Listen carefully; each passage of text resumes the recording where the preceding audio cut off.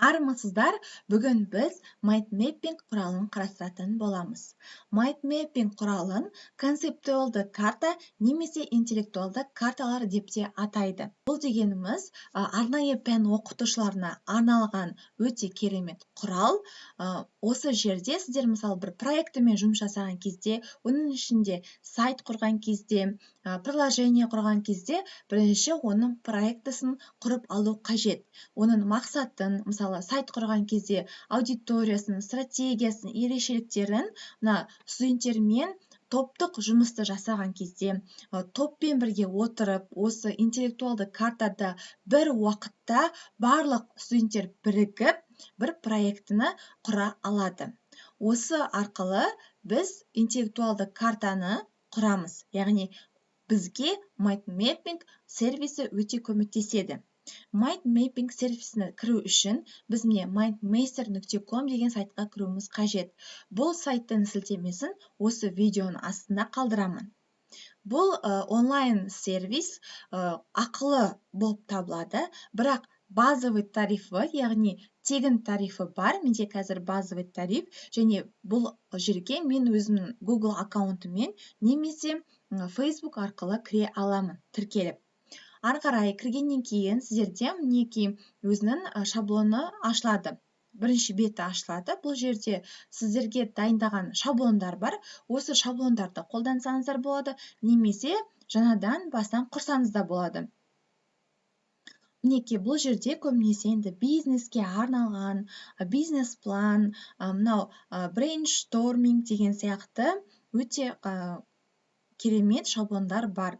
Осы шаблондарды қолданасыздар да өзіңіздің тақырыбыңызға, проектіңізге қатысты өзгерте бересіздер. Және де бұл образованияда да қолданады. Мінекей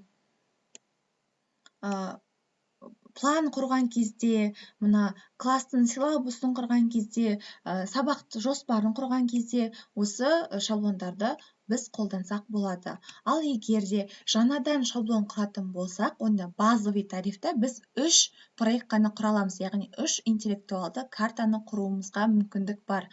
Ары қарай бірнеше тағы да карталарды құрғыңыз келсе, онда Pro деген тарифін сатып алуларыңыз қажет.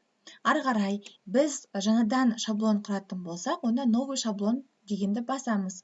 Осы жерде міне көріп тұрсыздар, моя новая интеллект карта деп тұр. Енді бұл картада мысалы сайт деп айтайық. Сайтты құрамыз. Екі рет энтерді чертсек, бізде сайттан түрлерін көрсетсек болады, мысалы лендинг деп. Және де сіздер осы онлайн практикалық тәжірибелік жұмыста осы MindMapping карталарды қолдансаңыз болады. Бұл жерде мысалы сайттың түрлерін студенттер жан-жақтан өздері жаза алады. Мысалы лендинг дедік. Тағы да интер бастырмасын бассақ, интернет-дүкен деп бастап бересіздер, ары қарай студенттер осыны жалғап кете алады. Және шрифтін ауыстыра аламыз, мәліктерін қоя аламыз, берілген тапсырмаға байланысты қояды. Және де мына жерде файлы деп тұр, бұл жерге бір қандай да файлды жүктей аламыз, қоя аламыз, немесе комментарий жазамыз, осы жерге сурет бере аламыз. Мынандай өзінің берілген шаблондармен суреттер берілген, осы суретті қоямыз, немесе видеоларды қойсақ болады. Мысалы, мына жерге сурет қойдық, ал енді осы жолға біз видео қояйық. Видеоны міне көріп тұрсыздар, ссылкасын бере аламыз. Просмотр видеоны басатын болсақ, бізде YouTube ашылады. Енді лендингке байланысты видеолар шығады. Мысалы, что такое лендинг, создание лендинг пейдж деген сияқты осы бір видеоны таңдап, выбрать етеміз. Мінекей. Осылай выбирать етеміз өзімізге қажетті видеоны, сосын осы проектімізге салып қойса болады.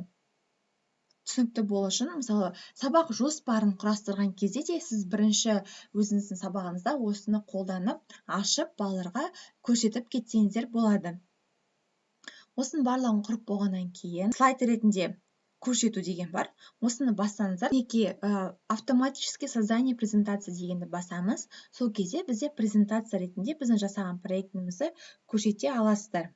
Өстіп, жылжыту арқылы әрбір жасалған жобамыздың проектісін жеке-жеке көрсетеміз.